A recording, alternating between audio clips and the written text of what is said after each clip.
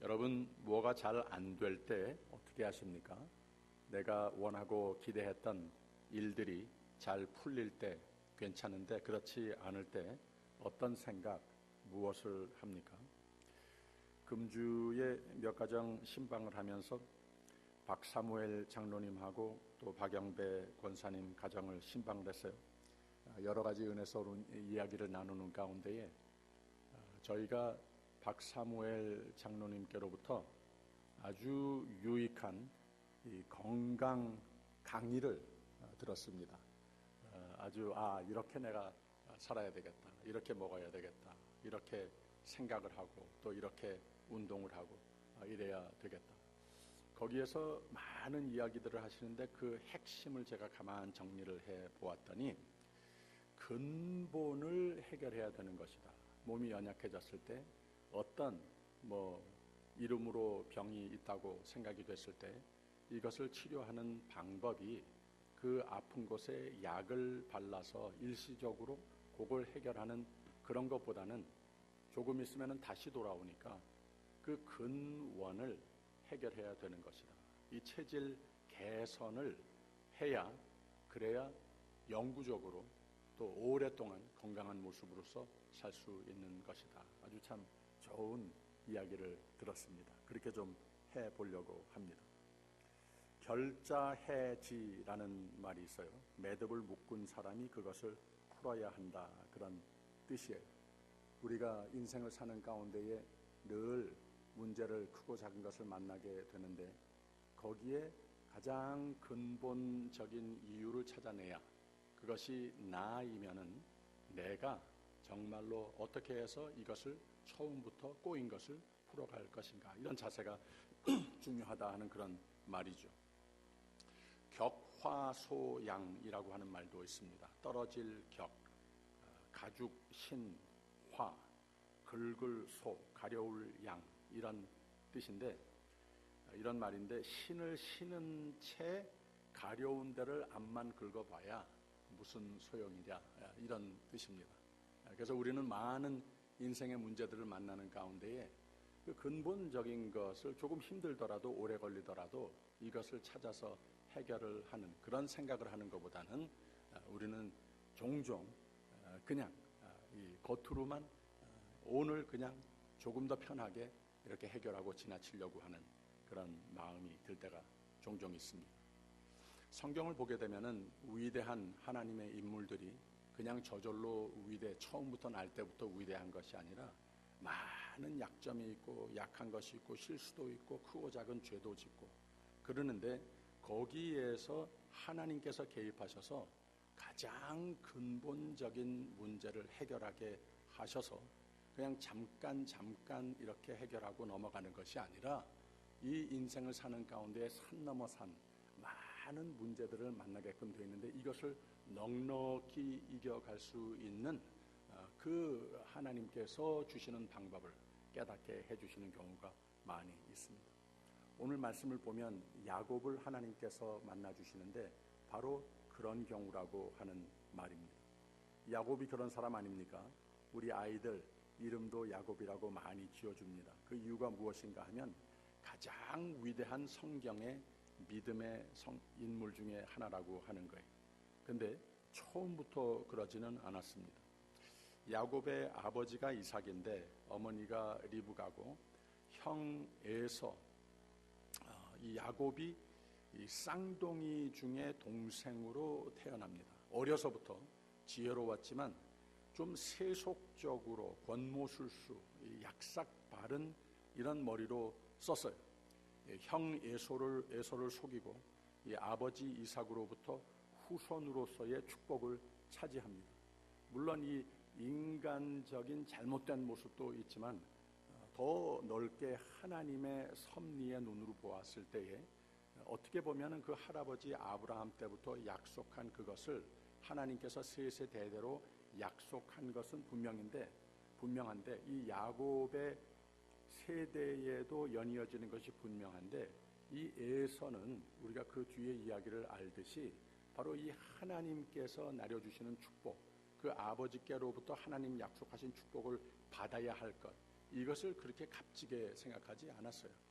그냥 지금 당장 배고프니까 그거 이 죽 한 그릇 받아서 먹는 것을 선택하는 이런 모습을 볼 수 있다고 하는 거죠. 하나님께서 은혜로 우리에게 오늘과 미래를 다 약속하시지만 우리가 믿음으로써 절대적인 하나님께 의지하면서 하나님의 약속에 하나님의 손에 붙들리워 사는 이런 다짐이 있을 때 이걸 값지게 여길 때에 하나님께서 거기에다가 은혜를 부어넣어 주신다고 하는 거죠.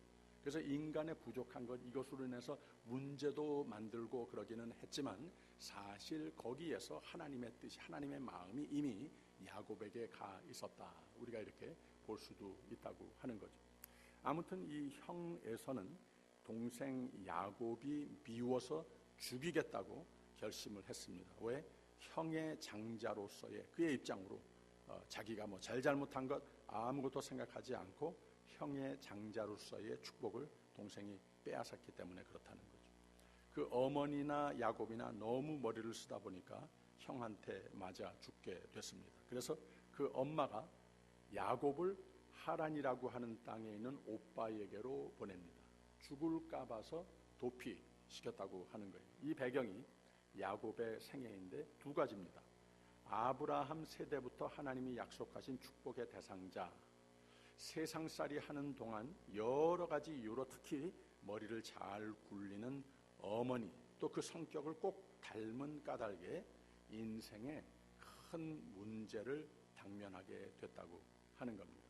그래서 믿음으로 살기보다는 자신의 머리, 눈에 보이는 지금 당장 소유할 욕심, 또 그것을 취하기 위해서는 수단 방법을 가리지 않는, 이것을 취할 대상도 누구를 막론하고 막 손에 잡히는 대로 내 것으로 만드는 그런 인생관, 사는 방법, 이것을 보여줍니다. 경쟁심, 성취욕이 대단한데 물불을 가리지 않고 아버지도 형도 막 속였습니다. 근데 바로 이 하나님 사람이, 하나님의 축복의 대상자가 되어야 할 사람이 예배를 드리지 않았습니다.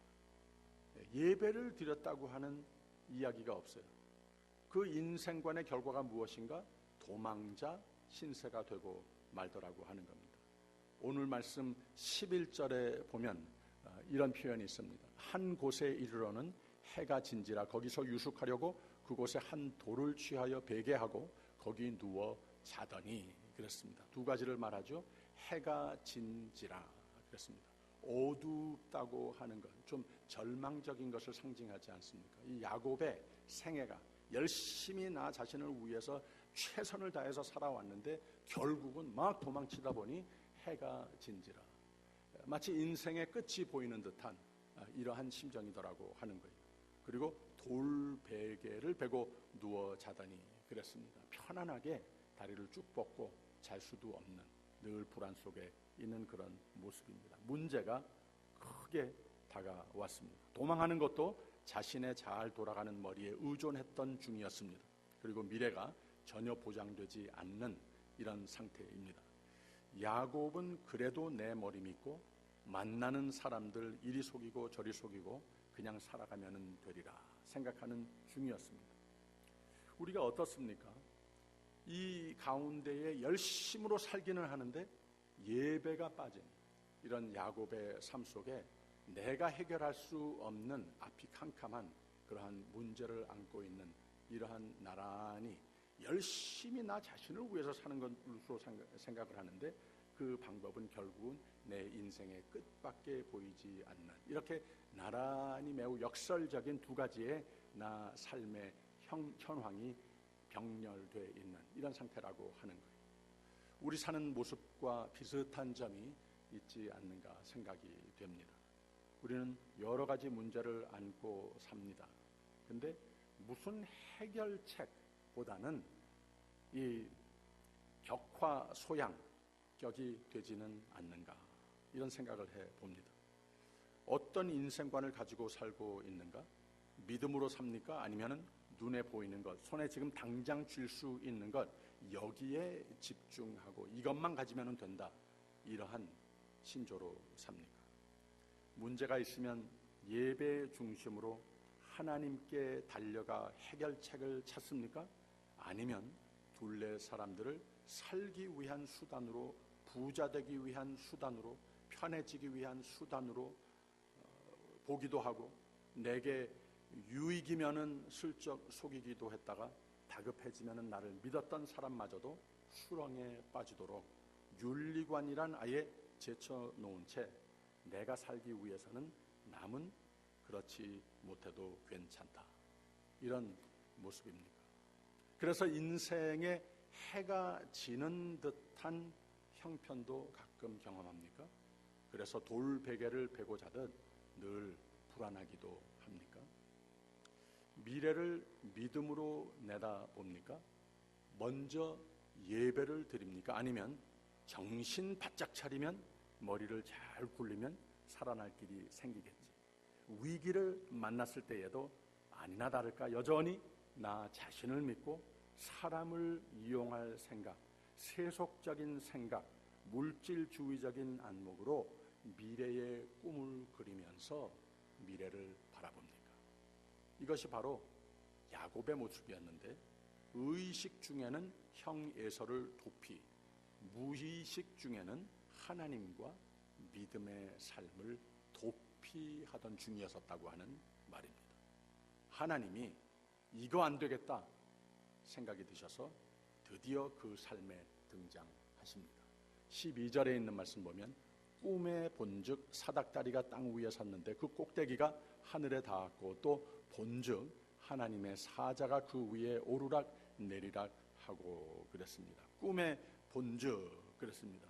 뭘 봤습니까? 하나님께서 함께 하심을 보았다고 합니다.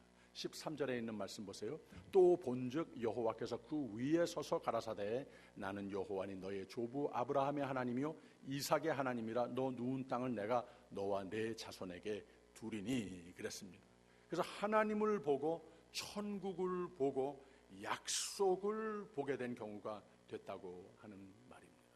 14절 15절 보면 내 자손이 땅의 티끌같이 되어서 동서남북에 편만할지며 땅의 모든 족속이 너와 내 자손을 인하여 복을 얻으리라. 내가 너와 함께 있어 내가 어디로 가든지 너를 지키며 너를 이끌어 이 땅으로 돌아오게 할지라. 내가 내게 허락한 것을 다 이루기까지 너를 떠나지 아니하리라 하신지라 그랬습니다. 하나님을 보았습니다. 결과가 무엇이냐? 믿음의 회복의 역사가 나타났습니다. 예배의 삶을 회복하는 신앙 고백과 새로운 다짐의 역사가 야곱의 마음속에 일어났습니다. 하나님을 믿고 신앙 고백을 합니다. 16절 17절 보세요. 야곱이 잠이 깨어 가로되 여호와께서 과연 여기 계시거늘 내가 알지 못하였도다. 이에 두려워하여 가로되 두렵도다. 이곳이여 다른 것이 아니라 이는 하나님의 전이요 이는 하늘의 문이로다 하고 그랬습니다.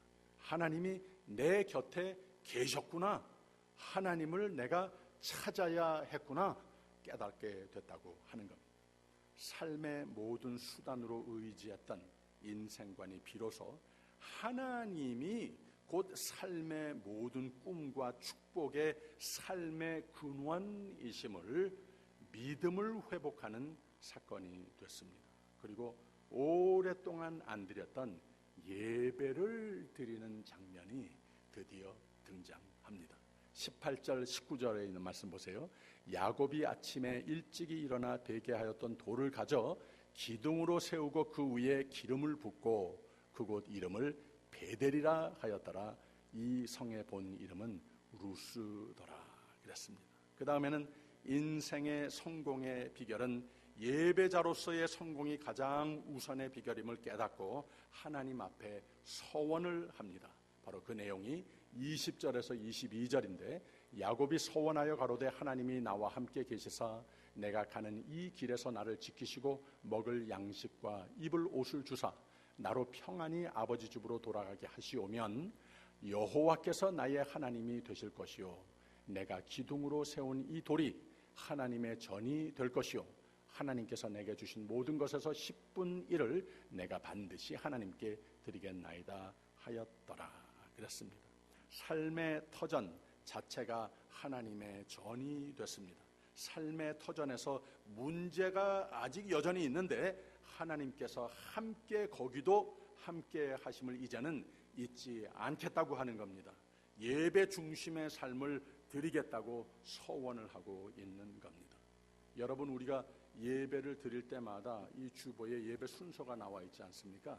바로 그 순서를 네 가지로 나누면은 바로 여기에 야곱이 경험한 그대로라고 하는 거예요. 말하자면 예배론적인 말씀이 기록되고 있습니다. 예배의 제일 처음에 순서가 무엇입니까? 예배의 부름 아닙니까? 우리가 계획을 하고 11시에 예배드리자, 8시에 예배드리자 해서 온 것이 아닙니다. 당회에서 결의해서 한 것이 아닙니다. 하나님께서 애당초 그렇게 계획하셔서 우리가 여기 와 앉아 있는 것이고, 제일 처음에 예배에 우리가 듣는 소리가, 듣는 음성이 곧 하나님이 예배로 부르는 음성, 그래서 예배의 부름이라 하는 겁니다. 하나님이 부르십니다. 우리 계획이 아니에요. 그리고 참회의 깨달음이 있습니다. 우리가 대표 기도할 때 우리 자신이 기도하면서 예배 준비할 때에 무엇을 기도합니까? 이 한 주 살아온 것들이 다 기억나지 않습니까? 하나님의 뜻에 어긋났던 것 하나님 앞에 두 손을 들고 회개하면서 임하는 자리가 예배 아닙니까? 그리고 하나님의 말씀을 듣습니다. 약속의 재현의 말씀, 축복의 말씀, 위로의 말씀, 은혜의 말씀 우리가 다 마음에 담습니다. 그리고 하나님께 감사와 찬송을 올립니다. 그리고 제일 마지막에 무엇을 하는가? 새로운 다짐을 하지 않습니까? 다윗이 서원한 대로 우리가 믿음을 새롭게 다짐합니다. 거룩한 삶을 새롭게 다짐합니다. 헌금을 비롯해서 모든 하나님께, 이 세상을 나가기 전에 하나님께서 이렇게 내 곁에 항상 계셨음을 다시 한번 깨닫고 나에게 그 놀라운 은혜를 약속하심을 다시 한번 감사로 받고, 그리고 하나님이 이렇게 내 편에 계시니 나도 하나님의 편에 서리라, 그렇게 하겠습니다 약속하고 나가는 것 아닙니까? 그래서 하나님께서 바로 그 믿음을 축복하는 축도를 받으면서 우리가 세상을 향해서 나가는 겁니다. 야곱이 이렇게 180도 달라졌습니다. 성공의 삶을 차지하기 위해서 역설적이지만 자신의 머리와 사람들을 수단 삼고 늘 기회를 노리는 인생, 그리고 남들에게는 늘 부러움의 대상이 될런지는 몰라도 늘 불안한 삶, 늘 쫓기는 듯한 삶, 앞으로 보이는 것은 그저 컴컴하고 끝이 보이는 그런 삶이 됐어요. 그런데 이제는 내 삶의 터전이 베델이라, 하나님의 집이라, 하나님께서 나와 함께 하심을 내가 의식하는 그 삶이 곧 하나님의 집이라, 내 집이라, 이런 신앙 고백을 하고 있습니다. 그러니 예배자로 승리할 삶을 선택한 야곱은 하나님이 나와 함께 하시는 하나님이심을 확신할 수 있었습니다. 이 축복의 삶을 누리는 참 비결을 야곱은 깨닫고 그 이야기 속에서 우리가 깨닫는 바가 많이 있습니다. 아브라함 링컨 대통령은 성공의 원리를 고백을 했는데, 하나님이 내 편에 계심을 아는 것, 그리고 내가 하나님 편을 선택하는 것, 이것을 신조 삼아 살고 이 나라를 리더십으로 성공적으로 이끌었습니다. 우리는 어떻습니까? 하나님이 내 편이 되십니까? 내가 어떤 형편에 있든지 중요한 것은 하나님께서 내 편에 계시고 내가 하나님의 편에 섰는가, 이것이 참 중요한 질문이라고 하는 거죠. 그 제한된 지혜를 짜내는 삶이 사는 길이 아니라는 거예요. 문제의 근본 해결책은 믿음이라고 하는 말입니다. 믿음이 사는 길이라고 하는 말입니다. 사람들을 이용하려고 기회를 노리는 삶이 사는 길이 아닌 것을 야곱은 깨달았습니다. 예배의 삶입니다. 이것이 믿음이 사는 길이었습니다. 하나님이 함께 하시는 삶이 바로 예배자로 승리하는 삶이라고 하는 겁니다. 야곱은 지금 많이 모았던 밑바닥 났건 아니건 That's okay. 믿음이 나의 삶의 진정한 기반이 됐으면 됐다. 예배자로 성공하면 됐다. 이걸 깨달은 겁니다. 왜냐? 성공의 삶은 하나님이 함께 하시는 삶이 되어야 하기 때문에 그렇다는 거죠. 두려웠던 것, 불안했던 것, 이 모든 것이 왠지 마음속의 평안으로 바뀌어지고 말았습니다. 야곱은 믿음의 사람으로 바뀌어졌습니다. 미래에 대해서 불분명했던 의식이 흐리멍텅해졌던 야곱이 갈 바를 몰라서 돌베개를 베고 내 인생의 해가 진 것 같은 때에 야곱은 하나님 주신 삶의 목적의 믿음 때문에 미래가 다시 밝아졌다고 하는 말입니다. 예배를 회복했기 때문에 하나님이 함께 하는 것을 보았기 때문에 하나님께서 내 삶에 향하여 약속하신 음성을 들었기 때문에 그렇다는 거죠. 우리는 어떻습니까? 우리는 괜찮습니까? 꿈속에서든 기도 속에서든 말씀 묵상 중이든 야곱과 같이 하나님 곁에 계신 것을 혹시 알지 못하고 이것을 우리가 종종 약속회 생각을 하고 잊고 살고 있지는 않는가?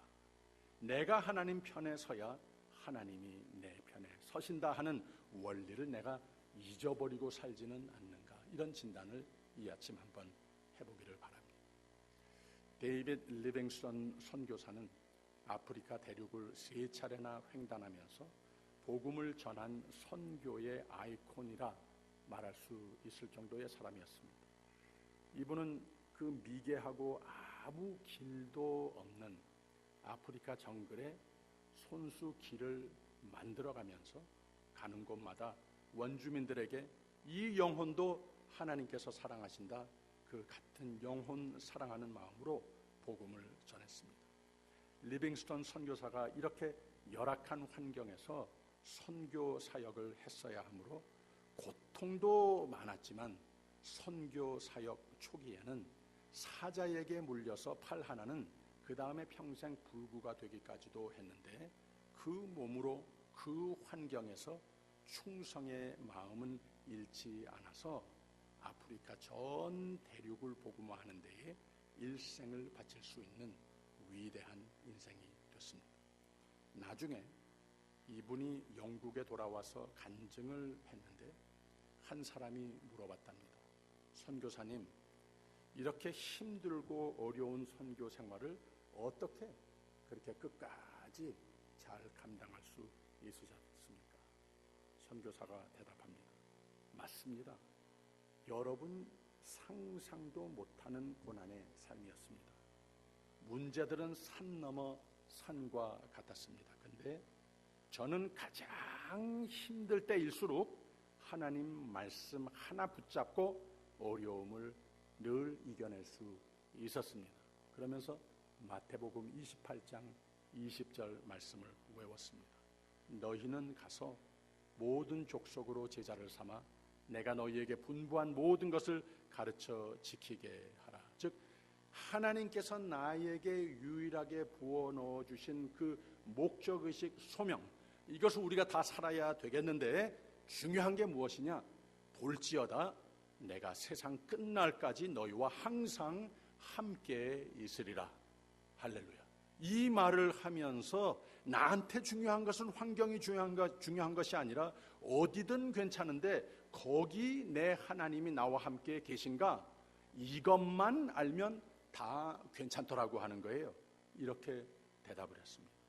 바로 그겁니다. 우리는 세상의 환경이나 나 자신이나 다른 사람에 의존해서 그 이유로 인생의 승패를 결정하면서 사는 사람이 아닙니다. 그렇게 생각을 한다면 좀 위태롭지 않습니까? 완전한 것, 영구적인 것 없기 때문에 그렇습니다. 중요한 것은 인생은 많은 꿈을 품고 살되 열심으로 그 꿈을 이루려 살되 우리는 언제나 우리와 동행하시는 하나님을 알아야 된다는 거예요. 이걸 확실히 알고 살면은 된다는 겁니다. 그래서 성경은 내 영혼이 잘됨 같이 범사에 잘되며 건강하게 되는 거라고 가르쳐 주고 있는 겁니다. 신약의 베드로는 오늘 말씀의 야곱과 비슷한 처지에 놓여 있었고, 하나님이 야곱을 만나 주셨던 것과 비슷하게 예수님이 베드로를 찾아서 신방을 했던 적이 있습니다. 야곱도 베드로도 하나님 앞에 예배 중심의 삶, 하나님이 항상 함께 하시는 삶, 하나님이 내 편이시니 나도 하나님의 편에 선다, 이것을 잘 믿어 잘 순종해서 하나님의 동행하시는 삶에서 이걸 잘 살다가 일시적으로나마 좀 뜸하거나 좀 멀어지거나 떠난 이런 모습이었습니다. 그래서 고통과 불안으로 미래가 안 보이는 인생의 해가 지는 듯한 심정이었습니다. 편히 잠을 이룰 수 없는 한 돌을 취하여 베개하고 거기 누워 자야 하는 처지였습니다. 여기 예수님이 찾아가셔서 베드로에게 네가 나를 사랑하느냐 3번 물으셨습니다.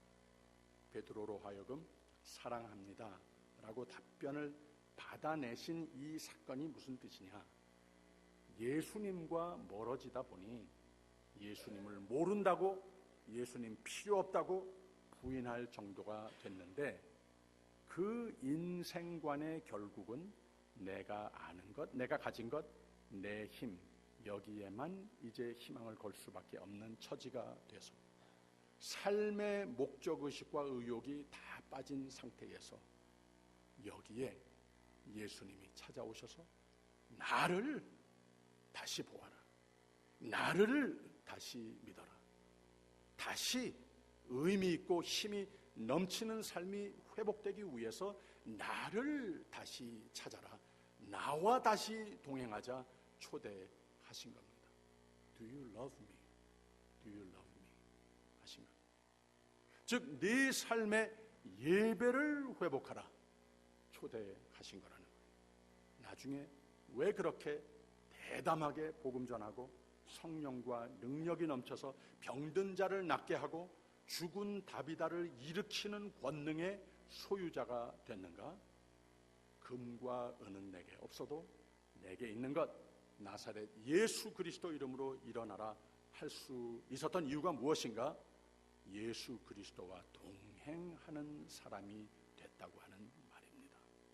예수 그리스도를 가진 자의 삶을 회복했다고 하는 말입니다. 사도 바울도 내게 능력 주시는 자 안에서 내가 모든 것을 할 수 있다라고 그 같은 권능을 간증하지 않았습니까? 우리가 알거니와 하나님을 사랑하는 자 곧 그 뜻대로 부르심을 입은 자들에게는 모든 것이 합력하여 선을 이루느니라 그랬습니다. 다 같은 선언입니다.